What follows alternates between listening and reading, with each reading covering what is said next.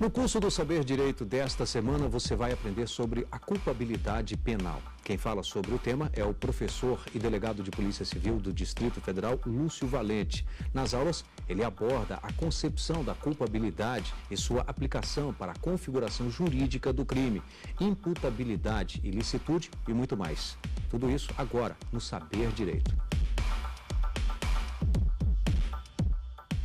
Olá, meus amigos, Lúcio Valente com vocês mais uma vez para a nossa quinta e última aula do nosso Saber Direito, um programa que leva um pouco de conhecimento jurídico dos lares brasileiros. Eu queria muito agradecer à TV Justiça pelo convite e toda a equipe técnica que faz isso acontecer. Realmente é um trabalho muito bonito mesmo. E aí nós chegamos na nossa quinta aula, no nosso estudo de Direito Penal, no tema culpabilidade. E já avançamos bastante, já conversamos bastante, com muitos exemplos. Espero que vocês estejam anotando tudo para um trabalho depois de revisão, de estudo, de aprofundamento. Não é? Então, consultem os melhores manuais de direito penal, acompanhem os temas respectivos, se aprofundem nos pontos, procurem fazer exercícios. Acreditem em mim que o sucesso só vem com muito trabalho mesmo. Então, você que está estudando para concurso, que eu sei que é muita gente, está estudando para concurso, então o caminho é esse, é estudar, nunca parar. Só tem uma pessoa que não passa, é aquela que para de estudar. Quem para de estudar realmente não passa. Agora, quem continua o trabalho, não é fácil, muita gente tem família, trabalha e tem outros afazeres, mesmo os que não trabalham, é sempre muito pesado, o estudo é sempre uma coisa muito solitária. Então, eu quero que você tenha força e persevere, e tenho certeza que o sucesso virá. Tudo bem? Chega para todo mundo que persevera. Legal? Então, a gente está tratando, então, de culpabilidade. É interessante que, quando a gente avança no estudo da culpabilidade, muita coisa vai fazendo sentido, porque a culpabilidade é exatamente o ponto nevrálgico do estudo da teoria do crime e faz com que a gente entenda a própria estrutura do crime. Olha só, quando a gente está tratando da teoria do crime, nós estudamos lá as teorias clássicas, né, chamada clássica e neoclássica. E no estudo da teoria clássica, nós estudamos a culpabilidade chamada culpabilidade psicológica. Né? Então, o que seria a culpabilidade psicológica? A culpabilidade psicológica, que é aquela do início do século XX, adotada como a primeira teoria do crime. Essa teoria psicológica concebia o crime como uma força física e uma força moral. A força física seria o injusto, fato típico e ilícito, e a força moral seria a culpabilidade. A culpabilidade seria, então, o vínculo psicológico que existe entre o fato típico e a ilicitude, ou seja, o injusto, a força física e o resultado. Então, esse vínculo se dava de duas formas, através do dolo e através da culpa. É por isso até que você sabe que nós estudamos que a culpabilidade, esse termo culpabilidade, ele tem mais de um sentido. Por quê? Justamente por conta dessa evolução da culpabilidade. Acabou que culpa e culpabilidade, por muito tempo, se confundiu como termos sinônimos, mas isso mudou. Você se lembra quais eram as acepções, quais os sentidos da palavra culpabilidade que nós estudamos? Bom, você vai se lembrar que nós estudamos a culpabilidade em 3 sentidos. Esses 3 sentidos aparecem nos manuais e você tem que conhecer o que significa culpabilidade quando o autor está tratando de um e outro. Você tem um primeiro sentido, que seria a culpabilidade como princípio da culpabilidade. Quando, naquele exemplo, um sujeito está dirigindo um carro, tem um ataque, né, ele tem um ataque e apaga, por exemplo, né, ele tem um ataque epilético, por exemplo, e acaba avançando na calçada e atropelando alguém. Aí você vai me falar, professor, esse cara não vai responder porque ele não agiu nem com dolo nem com culpa. Quando você está lidando com esse tipo de situação, você está tratando do princípio da culpabilidade. O que é o princípio da culpabilidade? Então, o princípio da culpabilidade significa que alguém só pode responder por algo se agiu com dolo ou culpa. Então, esse princípio da culpabilidade, nulum crime sine culpa, alguém só pode responder por um crime se houver culpa, é a primeira acepção, o primeiro sentido que você teria da palavra culpabilidade, ok? O segundo sentido é totalmente diferente. Você se lembra qual é? O segundo sentido da palavra culpabilidade é aquele quando a gente fala culpabilidade no sentido de dosimetria, de limite da pena. Às vezes você fala assim, poxa, professor, o crime do cara não foi nem tão grave, mas o juiz pesou a mão, botou uma pena muito grave. Ou seja, ele não aplicou uma pena proporcional, ele feriu ali a culpabilidade na dosimetria da pena. Esse tipo de culpabilidade é a culpabilidade que se refere à dosimetria da pena. Ela tem relação, então, com a proporção entre o fato e a pena relativa ao fato praticado.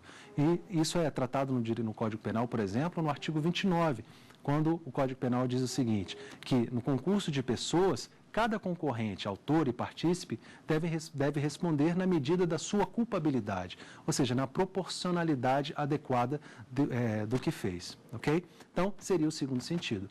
Nenhum desses dois sentidos estão errados, mas eles não servem para o que a gente está estudando nessa sequência de aulas.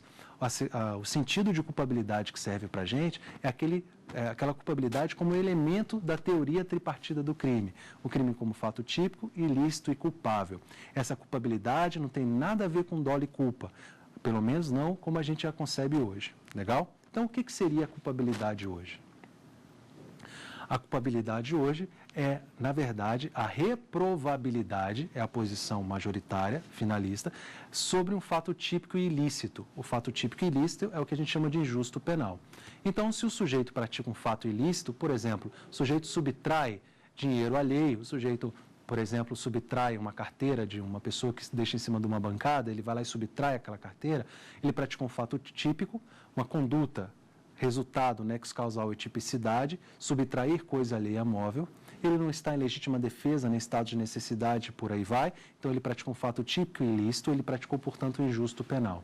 Resta a gente perguntar se ele pode ser reprovado por esse fato, se a conduta dele é reprovável. Se a conduta é reprovável, ou seja, ele deve ser reprovado por aquele fato, a culpabilidade, o fato dele é culpável. Mas nem todas as pessoas podem ser reprovadas pelos fatos injustos que praticam, pelos injustos penais que praticam. E aí você tem que se lembrar sempre quais são os elementos da culpabilidade, para a partir daí você se lembrar quais são os elementos que excluem a própria culpabilidade. Você se lembra quais são?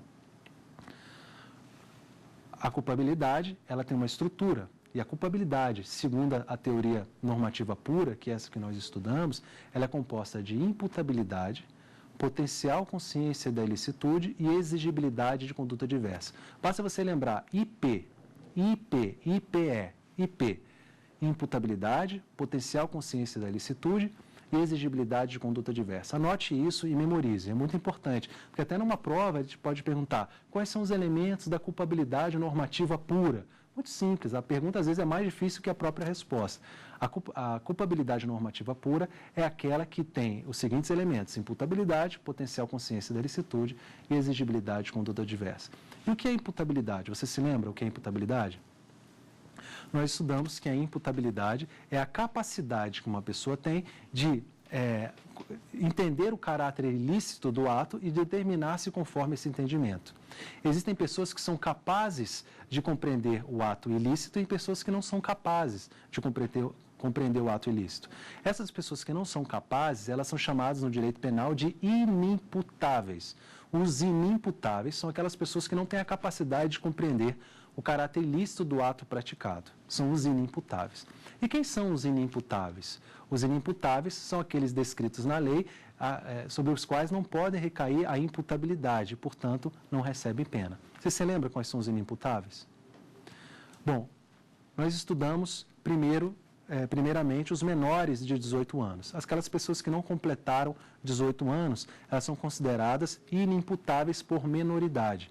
E essa inimputabilidade, ela se baseia em um critério só, que é o critério biológico. Esse critério biológico, ele não leva em consideração nenhum tipo de análise a não ser a própria idade. Não importa se um psiquiatra ou um outro profissional vai analisar aquele menor e vai dizer, olha, esse menor, ele teve a capacidade de entender, então ele deve ser punido. A nossa lei, a nossa Constituição, o nosso Código Penal e a nossa Constituição não permite que essa pessoa, que esse menor de 18 anos, responda pelo crime. No caso, ele praticou um injusto e, de acordo com o Estatuto da Criança e do Adolescente, ele deve ser ressocializado. Na verdade, tem que ser reeducado.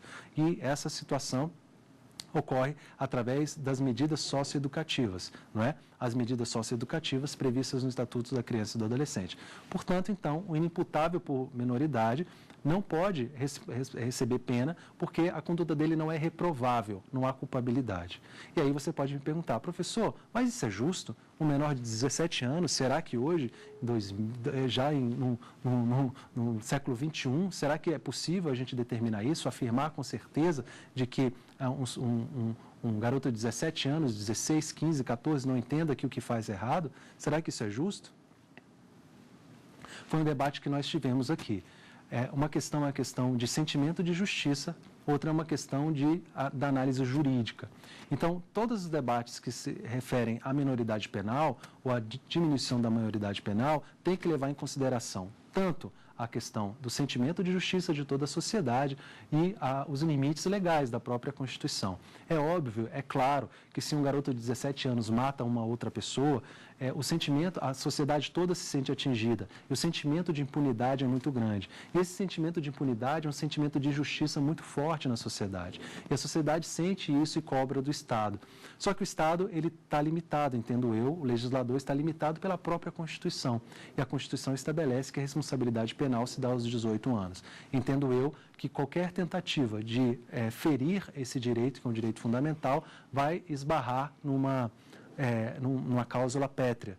E, esbarrando numa cláusula pétrea, vai ter que ser possivelmente decidida pelo Supremo Tribunal Federal através de uma ação própria. Eu acredito, segundo a minha posição, a análise só jurídica, que juridicamente não é possível, apesar de eu, particularmente como cidadão, achar um desrespeito com toda a sociedade que um menor de 16 anos, ou de 15 ou 14, pratique um fato ilícito, pratique um ato ilícito e não responda por aquele ato. Receba uma medida socioeducativa que, na verdade, nós sabemos que o Estado pouco tem estrutura para realizar de forma a contento, né? Então, o sentimento de justiça realmente é atingido e eu concordo com aquelas pessoas que fazem essa análise. Se você é um pai, se você é uma mãe, se você é um amigo, como eu sou, de uma pessoa que já foi vítima de menores e que por isso sofre as consequências e enquanto o menor não sofreu consequência quase alguma, o sentimento de injustiça é patente. Então, nós temos que debater isso sim e eu acho que é válida essa discussão. Mas nós temos a situação jurídica, eu preciso ser técnico, preciso ser científico e a situação é colocada dessa maneira. Tudo bem? Bom, a imputabilidade, então, primeiro é afastada pela menoridade, mas também pode ser afastada pela doença mental ou desenvolvimento mental incompleto ou retardado. A doença mental e o desenvolvimento mental incompleto ou retardado, por exemplo, do surdo-mudo ou dos índios, uma pessoa que tem uma causa, uma deficiência mental por conta de uma síndrome ou algo assim, é analisada caso a caso. E sempre ela está vinculada a dois critérios, ao biológico e ao psicológico. Por isso que eles chamam de critério biopsicológico. Primeiro, o critério biológico é determinado se existe a situação, ou seja, se existe a doença, por exemplo, se existe a esquizofrenia, por exemplo. E, em segundo plano, é analisado se aquela doença influenciou na capacidade ou não do sujeito entender esse ato que ele praticou. Então, não basta ele estar biologicamente com aquela situação. Psicologicamente, isso tem que ter influenciado na capacidade dele entender. Então, um sujeito, por exemplo, que mata alguém, sendo ele doente mental, além de ser detectada a doença mental, por laudo pericial tem que ser determinado que essa doença mental influenciou nesse ato dele. Você vai se lembrar de um caso bastante recente, aliás, de vários casos que nós já vimos aí, mas um sujeito que era toxicômano, era dependente químico de droga, acabou matando uma outra pessoa. Essa pessoa, então, esse foi considerado, então, um doente, porque era dependente químico, e foi considerado que, sob essa dependência química, ele matou a outra pessoa, ou seja, ele matou um amigo, dominado por esse vício, né? Dominado realmente por esse vício. E aí ele foi internado, foi considerado, lembra-se que na doença mental e desenvolvimento mental incompleto ou retardado, se ele for considerado inimputável, ele é absolvido e ele é submetido a uma medida de segurança. E essa medida de segurança, ela é bastante interessante porque ela tem um caráter de tratamento. Então, se o cara for considerado curado, e existe uma possibilidade dele sofrer reavaliação, uma possibilidade não, ele tem que sofrer reavaliação, se ele for considerado curado, não importa se o juiz determina de ano em ano, de 2 em 2 anos, de 3 em 3 anos, a pedido da defesa ou do próprio Ministério Público, ele é reavaliado, ele é considerado são, então ele é liberado, porque ele não está sendo reprovado, aquilo não é uma pena. É verdade que muitas medidas de segurança já duraram muitos anos. Por isso que o STF limita em 30 anos, né, essa medida de segurança, e o STJ limita ainda mais, dizendo que essa medida de segurança não pode ultrapassar o máximo da pena prevista. Tudo bem? Então, nós estudamos a doença mental, estudamos o desenvolvimento mental incompleto ou retardado, estudamos a inimputabilidade segundo o critério biopsicológico. E aí nós avançamos para a potencial consciência da ilicitude. Na potencial consciência da ilicitude, nós estudamos o erro de proibição. Fiz uma comparação muito importante entre o erro de tipo e o erro de proibição. E aí nós avançamos para estudar a exigibilidade de conduta diversa, que é o que nós vamos estudar nessa aula. Para a gente começar aí, bacana, vamos começar com uma pergunta de um aluno aqui. Vamos lá. A exigibilidade de conduta diversa é algo que pertence ao finalismo? Na verdade, não. A exigibilidade de conduta diversa é algo que surge já na teoria, entre as teorias clássicas e neoclássicas, né? Dizem que a exigibilidade de conduta diversa surgiu numa hipótese que aconteceu no início do século XX na Alemanha, em que uma mulher, que era uma parteira, ela foi condenada e, na verdade, ela foi absolvida por entender que o ato dela era um ato que, naquela condição, outras pessoas, a maioria das pessoas, teriam feito a mesma coisa. Como é que foi? Vamos nos lembrar que, inclusive, eu já dei esse exemplo na segunda aula. Como é que se deu essa situação? Muito simples. Imagina que, no início do século XX, não havia direitos trabalhistas, né? E aí, essa empresa, especificamente da Alemanha, estabeleceu um direito ao trabalhador. Você se lembra qual era esse direito? Esse direito era um direito bem bacana. Era o seguinte: se seu filho nascesse, se sua mulher tivesse o filho durante a semana, você ganhava aquele dia de folga. Mas se nascesse no final de semana, você já era final de semana, então você não precisava ter o dia de folga. O que acontecia? Você tinha a parteira que dependia muito de fazer aquele parto para sobreviver. E aí, as pessoas faziam com que ela declarasse, quando a criança nascesse no final de semana, nascia no final de semana, que ela declarasse o nascimento na segunda-feira.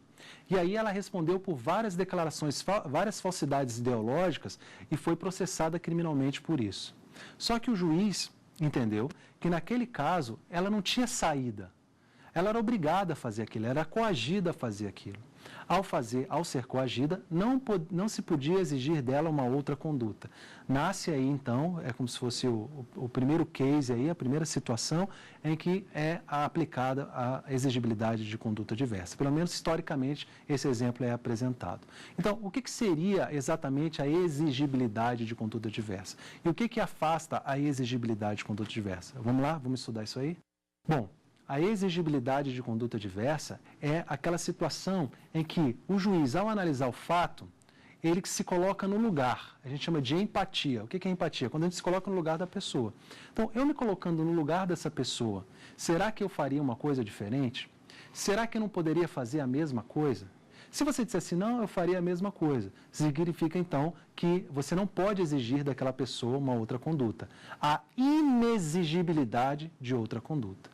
Olha, vocês vão se lembrar de um caso em que uma mãe, no estado, vamos dizer, do limite do tolerável, estava cuidando de um filho dependente químico. E ela acabou matando esse filho. Você se lembra dessa história que foi muito divulgada há uns anos atrás? Você se lembra dessa história? Vou relembrá-la. Olha, aconteceu o seguinte: o sujeito já estava realmente no estado de dependência química já incontrolável. E a mãe era de uma senhora idosa e não tinha mais o que fazer. Então, ela um dia decidiu amarrar essa pessoa. Então, aproveitou que ela estava dormindo, amarrou. Esse cara conseguiu se soltar e num estado de descontrole total, começou a quebrar as coisas da casa. Ela tinha uma arma do marido dela, era viúva, ela pegou a arma do marido e deu um tiro no filho, para fazer o filho parar. O filho estava completamente louco, ela acabou matando o filho. Bom, nessa situação em que ela matou o filho, ela foi processada por homicídio, sofreu um processo criminal, uma ação penal por homicídio. Mas exatamente no caso dela, você poderia alegar várias coisas, mas eu vou me ater aqui simplesmente à exigibilidade de conduta diversa para a gente ficar aqui no exemplo da aula. Você acha que naquela circunstância, o ato que ela fez é um ato absolutamente, vamos dizer, descabido, ou você acha que uma senhora idosa, naquela situação, poderia, outra pessoa, no lugar dela, se colocando no lugar dela, poderia praticar a mesma coisa? O que você acha? Bom, se você entender que naquela situação, você se colocando no lugar dela, você entende que poderia fazer a mesma coisa, então você entende que a conduta dela, uma outra conduta, uma conduta diversa do que ela praticou, é inexigível. Né? Então você não pode exigir dela uma outra conduta. Então ela não tem culpabilidade, ela não pode ser reprovada por uma coisa que qualquer outra pessoa faria no lugar dela. Ok? Para que haja exigibilidade, você não pode ter inexigibilidade de conduta diversa. Essa é a situação básica. Para ter exigibilidade, você não pode ter inexigibilidade. Então, a exigibilidade é afastada pela inexigibilidade. Poxa, professor, mas me parece complexo isso. Parece complexo, mas a lei facilita, porque a lei só cria duas situações de inexigibilidade. A gente vai trabalhar com essas duas situações e depois vai trabalhar com outras situações que a doutrina e a jurisprudência também trabalham. Vamos trabalhar, então, com as duas situações de inexigibilidade previstas no Código Penal. Você se lembra quais são? Vamos lá? Bom, a inexigibilidade pode ser afastada por duas causas legais. Então, nós temos duas causas legais de inexigibilidade, que afastam a culpabilidade, e temos outras causas de inexigibilidade criadas pela doutrina e pela jurisprudência. Tudo bem? Vamos lá, então. A primeira causa de inexigibilidade prevista na lei é a chamada coação moral irresistível. Coação moral irresistível. O que é a coação moral irresistível? A coação moral irresistível é aquela em que o sujeito ele está sobre uma ameaça tão forte, uma coação tão forte, que ele não tem opção de praticar outra conduta sem se prejudicar demais. O exemplo clássico. O sujeito é um gerente de banco do interior do país. E uma equipe de criminosos fortemente armadas, dessas que atacam cidades, etc., elas fecham a cidade, fortemente armados, vão até a casa do gerente, sequestram, mantêm cativeiro a família do gerente, mantêm cárcere privado a família do gerente e levam o gerente até a agência bancária, porque o gerente é o único que tem a chave, que tem a senha mestre lá para acessar o cofre. Muito bem. E fala para ele: você acessou o cofre, sua família está liberada. Se você não acessou o cofre, vai morrer todo mundo, vou começar por sua filha de 3 anos. Você, na situação dele, abriu o cofre ou não abriu o cofre? Precisa pensar muito? Abro o cofre na hora, em 3 segundos eu abro o cofre. Né? Por quê? Porque eu estou sob coação moral irresistível. Não tem outra saída. Professor, mas ao abrir o cofre e dar o dinheiro para o cara, ele também, de alguma forma, não contribuiu? Contribuiu, mas ele não pode responder por esse fato, porque eu não posso exigir dele uma outra conduta. Se eu me colocar no lugar dele, eu faria a mesma coisa. Então, a conduta dele não é reprovável, não há reprovabilidade na conduta dele. Então, ele não pode responder por essa conduta. Ok? Não há culpabilidade, ele deve ficar isento de pena. Se não há culpabilidade, ele deve ficar isento de pena. É a chamada coação moral irresistível. A coação moral irresistível é também chamada de vis psicológica. Vis, V-I-S, psicológica. Vis psicológica.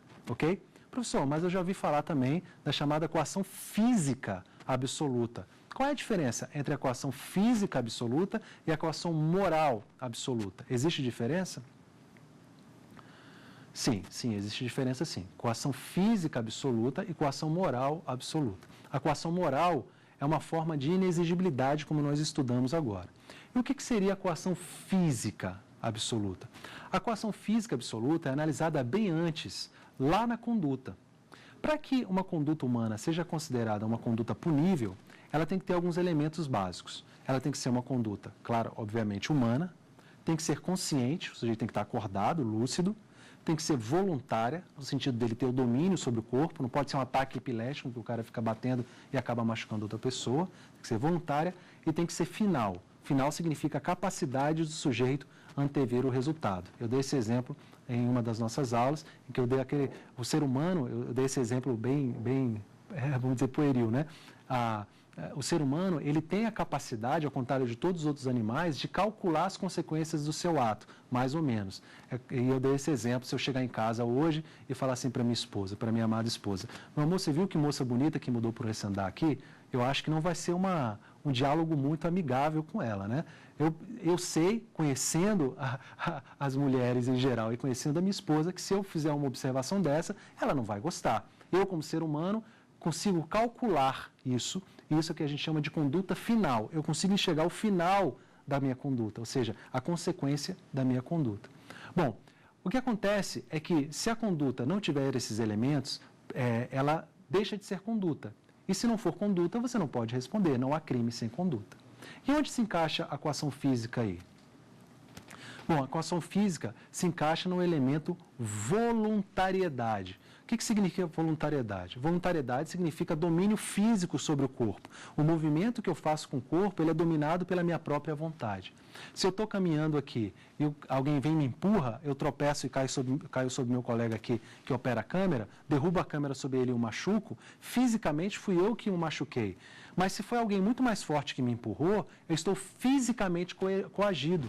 Então, eu não tenho domínio sobre o meu corpo. Se eu não tenho domínio sobre o meu corpo, eu não posso responder por esse fato. Não posso responder por esse fato, ok? Porque há uma coação física absoluta, ok? Também chamada de vis absoluta. O que é a coação física absoluta ou a vis absoluta? É aquela em que uma força física se sobrepõe à sua e faz com que o sujeito acabe praticando um movimento involuntário. E esse movimento involuntário acaba causando um dano a terceiro. Esse dano a terceiro não pode ser atribuído ao coagido, mas sim ao coator. Existe um fato que aconteceu aqui no Distrito Federal, desculpem de dar muitos exemplos do Distrito Federal, mas é porque eu trabalho aqui, né? Eu sou delegado de polícia aqui e, claro, os fatos que eu descrevo são os fatos que geralmente ocorrem aqui. Mas é um fato que poderia ter ocorrido em qualquer grande cidade ou qualquer cidade brasileira. O sujeito estava dentro de um bar e um José da vida, o José estava querendo entrar nesse bar. Só que ele foi impedido de entrar no bar porque ele estava de bermuda e o bar não permitia que se entrasse de bermuda, né? Era uma casa noturna, ele não podia entrar de bermuda. E aí ele ficou muito nervoso com aquilo e resolveu se vingar. Ele entrou na caminhonete e, num ato extremamente tresloucado, ele joga a caminhonete sobre o bar. O que acontece? O bar tinha apenas uma cerca de madeira, né, que tinha uma área externa e tinha uma cerca de madeira. Quando ele invade com a caminhonete, um sujeito, o João da vida, estava tomando um uísque, aquele copo menor, mais baixo, mais grosso. E aí aconteceu uma coisa bastante trágica. Quando esse sujeito, o João, recebe a violência do impacto da caminhonete, quando ele recebe a violência do impacto da caminhonete, ele está com um copo na mão. Aí vocês imaginem a cena, ele está com um copo na mão e está conversando com uma moça. Na hora que ele toma o impacto do veículo, ele vai com o copo, num movimento involuntário, atinge o rosto da moça. Causa um ferimento na moça tão profundo que causa um ferimento que a pele chega a cair. Aquele sangue, aquele negócio todo. Então, se você considerar o seguinte, houve a copada? Houve. Quem deu a copada? Esse sujeito que estava com o copo. Mas ele estava livre? O movimento dele foi livre? Não, o movimento dele foi praticado sob coação física, ou seja, uma força violenta que agiu sobre ele e fez com que ele tivesse um movimento involuntário. E aí ele acabou causando a lesão. Quem deve responder por essa lesão? Quem deu a copada ou quem atropelou? Quem usou o carro de maneira louca ali? Foi aquele sujeito, então, que jogou o carro para cima do bar. É isso que é a consciência física. Desculpa, essa que é a coação física. A coação física, ela afasta a conduta. Então, o próprio fato típico. Ela está no fato típico. Nós estamos estudando uma outra coisa, que é a coação moral. Na coação moral, você viu que o exemplo é diferente. Qual é o exemplo, então, na coação moral? Aquele exemplo do gerente do banco, ele é fisicamente livre para ir ao banco, mas ele não é psicologicamente livre. Então, o aspecto psicológico ocorre na coação moral, que afasta a culpabilidade. A coação física afasta o fato típico, como nós vimos, ok? É uma diferenciação que sempre cai em concurso e é importante que você saiba exatamente essa diferença. Então, a primeira forma de inexigibilidade de conduta diversa, ela reside justamente nessa ideia, nessa ideia de que a coação psicológica afasta a própria culpabilidade. Nós temos uma pergunta de aluno, vamos lá verificar essa pergunta. qual é a diferença entre a coação moral e a física? Se você for fazer uma redação sobre esse tópico, uma questão discursiva, você simplesmente, e aí é uma dica que eu dou, sempre que você for fazer, for preencher uma prova, que for fazer uma prova, melhor dizendo, que você tem que fazer uma pergunta que determine a diferença entre dois institutos, comece pelo que eles são semelhantes. Então, você tem duas formas de coação. Então, isso eles são semelhantes. Mas a semelhança termina aí. Porque na coação física, ela tem o poder de retirar a própria voluntariedade da conduta. Retirando a voluntariedade da conduta, então você não tem conduta, portanto não tem fato típico, porque a conduta é elemento do fato típico, ok? E a coação moral? Como é que se dá a coação moral? Ela se dá na culpabilidade, afastando, então, a própria exigibilidade de conduta diversa. É uma coação psicológica. Enquanto na coação física ela é uma coação absoluta, fisicamente falando, essa coação é dita relativa, porque, na verdade, o sujeito tem um domínio sobre o corpo, mas não tem domínio sobre a psique, ou seja, não tem domínio sobre a vontade, a voluntariedade, sim, mas ele não tem escolha, ele não tem saída. Naquela situação, eu faria a mesma coisa. Legal? Então, esse é o primeiro elemento, a primeira forma de excluir a exigibilidade de conduta diversa. Mas existe uma segunda. Qual é essa forma, essa segunda forma de excluir a exigibilidade de conduta diversa? Bom, o Código Penal apresenta a chamada obediência hierárquica de ordem não manifestamente ilegal. Obediência hierárquica de ordem não manifestamente ilegal. Uma ordem que é dada por um superior hierárquico e, naquele momento, ela não pareça ilegal. A gente tem que entender o contexto histórico da obediência hierárquica, porque ela tem pouca aplicabilidade prática hoje. Mas a gente entendendo essa diferença, ajuda a gente a entender muitas coisas em culpabilidade e exigibilidade de conduta diversa. Bom, então nós temos a chamada obediência hierárquica. A primeira coisa que eu quero chamar a sua atenção é que a gente está falando de obediência hierárquica. E esse termo hierarquia, ele tem um sentido muito próprio. E sempre cai em prova a interpretação desse termo hierarquia. O que significa a hierarquia? Olha, para a obediência hierárquica, a gente só pode falar em hierarquia se a gente estiver numa relação de direito público. Ou seja, se a gente estiver falando de agentes públicos regidos por estatutos públicos, militar ou civil, regido pela 8.112, por exemplo. Então, você tem uma hierarquia, ok? A hierarquia absolutamente deve ser uma relação de direito público. Então, por exemplo, eu tenho hierarquia entre um juiz de direito e os servidores ali do gabinete dele, do tribunal, né? Você tem uma hierarquia, por exemplo, entre o delegado de polícia e os agentes de polícia. Dentro dos agentes de polícia, você pode ter um chefe de uma seção de investigação, ele tem uma hierarquia em relação aos demais agentes, e por aí vai. A hierarquia é algo que se relaciona ao direito público. Você não tem numa empresa privada, por exemplo, uma lanchonete, o gerente da lanchonete e o caixa da lanchonete não tem hierarquia, porque essa hierarquia ela não é algo regido pela CLT, é necessariamente algo de direito público, tudo bem? Então, quando a gente fala em hierarquia, a gente está falando em hierarquia, a primeira coisa que você deve saber, e talvez é o que mais cai em prova sobre isso. Então, a hierarquia é uma relação de direito público, que alguém manda e outra pessoa obedece. Isso é hierarquia.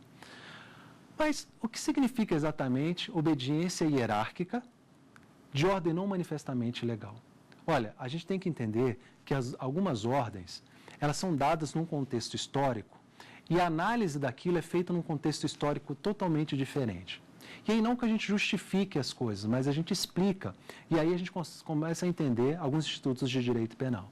Imagine o seguinte, você é um oficial do Exército Brasileiro e você vive o regime militar no auge do regime militar, AI-5. Auge do regime militar. E aí, você como oficial, você recebe uma ordem de um oficial de Estado-Maior, um oficial mais graduado, para que um determinado jornal seja fechado.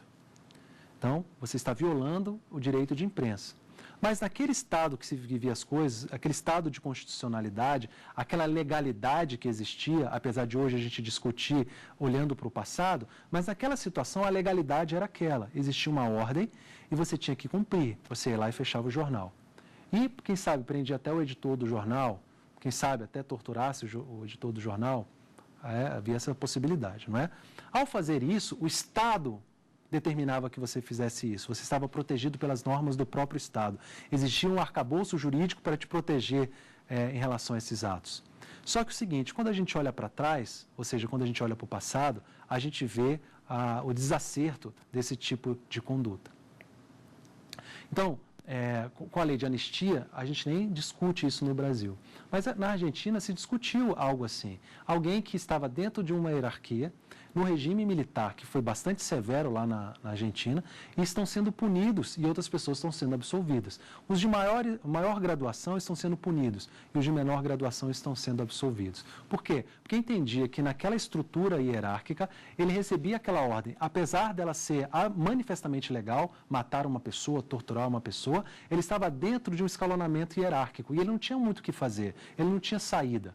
Ele não tinha você não tinha como exigir dele uma outra conduta, porque ele mesmo poderia sofrer consequências graves. Não estou justificando, só estou te estabelecendo os parâmetros legais, as explicações jurídicas para isso. Claro que hoje é muito mais difícil você explicar a exigibilidade e a inexigibilidade de conduta diversa, mas era assim que se estabelecia. Bom, mas o que é mais importante sobre a exigibilidade de conduta diversa é que, nesse caso de obediência hierárquica, a ordem não manifestamente legal, é que ela pode sim afastar a culpabilidade. Ela pode afastar a culpabilidade justamente porque você não pode exigir daquele sujeito que está numa escala hierárquica que pratica uma outra conduta. Simples assim, tranquilo. Mas o que é mais importante é a questão do termo hierarquia. Geralmente é o que cai em prova, é o que você precisa saber. Mas o exemplo é importante porque os livros geralmente não dão exemplos da obediência hierárquica. É uma coisa tão de pouca aplicação prática hoje que os livros nem dão muitos exemplos. Então, fique com esse exemplo e tentem compreender esse instituto dessa forma. Bom, nós vimos que em relação à exigibilidade de conduta diversa, nós temos duas causas legais que excluem a exigibilidade. São causas de inexigibilidade. A coação moral irresistível, chamada de vício psicológica, e nós estudamos a coação moral irresistível em comparação com a coação física irresistível, e nós temos a obediência hierárquica de ordem não manifestamente legal, a ordem não manifestamente legal. E aí nós demos o exemplo de um sujeito que está numa escala de hierarquia e, ao receber uma ordem, ele tem que cumprir porque não tem outra saída, cumprir ou cumprir. Missão dada é missão cumprida, não é isso? Então, na obediência hierárquica, você tem essa relação. Tudo bem? Legal. Agora, professor, uma pergunta que você pode me fazer. Existem causas supralegais de inexigibilidade de conduta diversa? Ou seja, existem causas supralegais que não estejam na lei e mesmo assim afastam a exigibilidade de conduta diversa? Existe? Bom, existe sim. Existem causas supralegais. Mas eu quero que você segure aí um pouquinho, porque a gente vai para mais uma pergunta aqui de aluno. Vamos lá? É verdade que a consciência da ilicitude já pertenceu ao dolo? Isso aconteceu na chamada teoria neoclássica. A consciência da ilicitude, naquela época, ela pertencia ao dolo, que a gente chama de dolo colorido ou dolo normativo, ok? Então, sim, é verdade. É bom que você esteja acompanhando e se você tiver alguma dúvida específica, presta atenção, especialmente na nossa segunda aula. Mas tem tudo a ver com o que a gente está falando agora, porque a gente acabou de falar também da potencial consciência da ilicitude, tá? A potencial consciência da ilicitude, a consciência da ilicitude, especificamente, já pertenceu ao dolo na chamada teoria neoclássica. Legal, parabéns, ok? Agora, importante é o seguinte. A gente está falando da exigibilidade de conduta diversa. E na exigibilidade de conduta diversa, nós estudamos formas que afastam a exigibilidade. Então, a coação moral irresistível e a obediência hierárquica à ordem não manifestamente legal. Agora, professor, existem causas supralegais de exigibilidade de conduta diversa? Existem causas supralegais de exigibilidade de conduta diversa? Existem sim.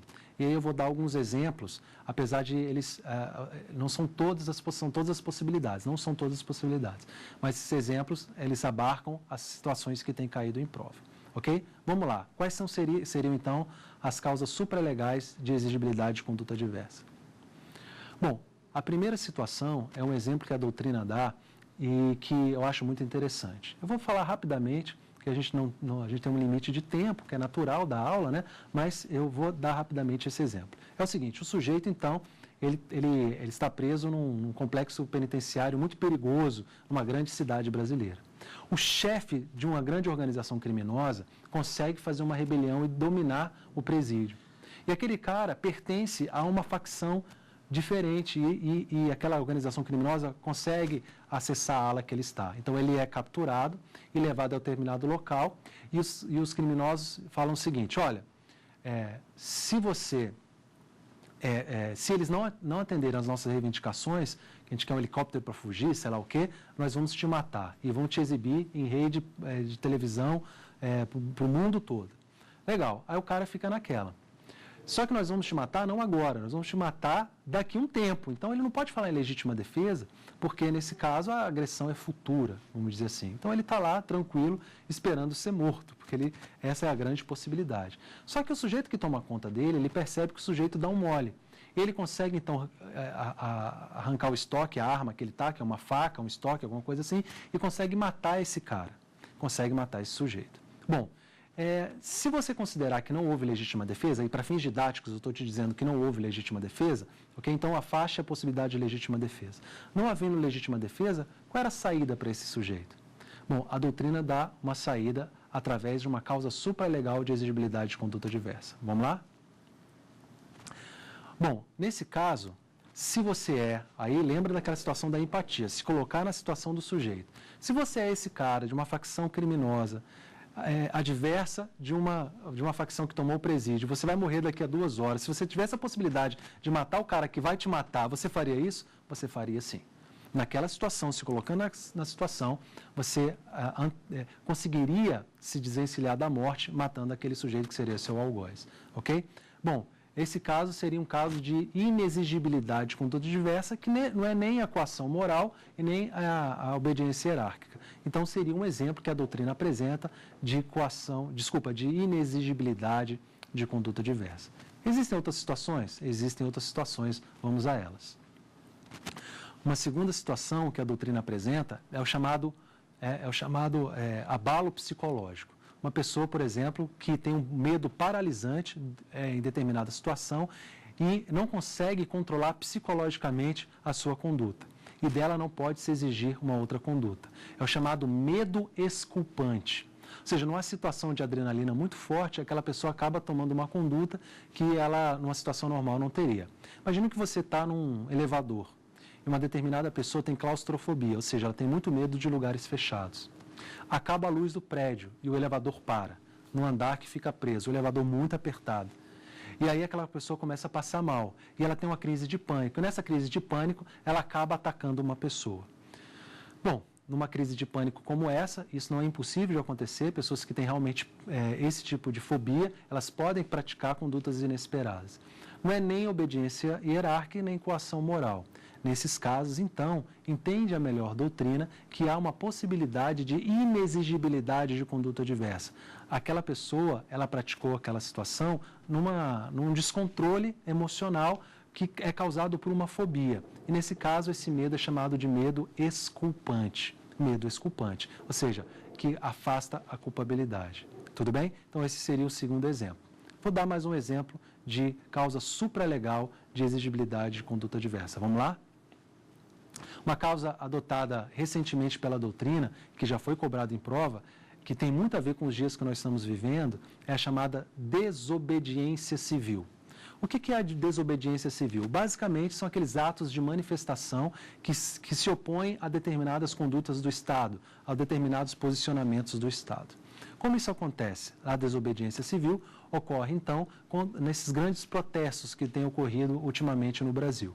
Okay? Se esses protestos forem pacíficos, não causarem danos a terceiros, nem ao próprio grupo, e também tiver uma finalidade altruísta, melhorar o país, alguma coisa assim, você não pode considerar os atos praticados como atos criminosos. Então, fechar ruas, ok? Bloquear avenidas, esse tipo de coisa.